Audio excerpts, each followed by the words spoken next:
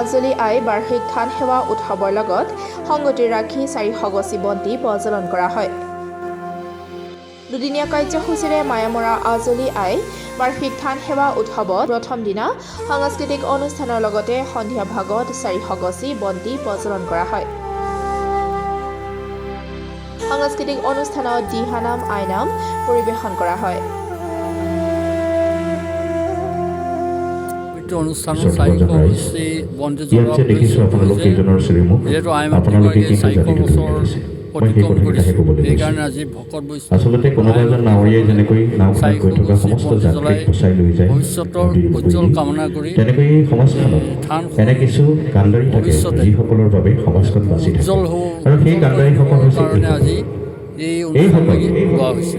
যিসকলৰ বাবে মই সংবাদ মাধ্যমক এটাই বাৰ্তা প্ৰেৰণ কৰিব বিচাৰিছোঁ। আমাৰ আই মাতৃ 400 বছৰ আমাৰ মতে অনুমান কৰা হৈছে 400 বছৰ হ'ল বুলি। গতিকে আজি 400 গছিৰ বন্তিৰে বন্তি প্ৰজ্বলন কৰা হৈছে আৰু অহাকালিলৈ আমাৰ মূল সেৱা আছে। গতিকে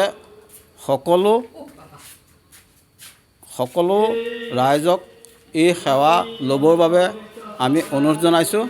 আহক আমি সকলোৱে হাতে হাত ধৰি আই চৰণত নিজৰ বাবেও আৰু দেশৰ মংগলৰ বাবে আমি সেৱা আগবঢ়াওঁ।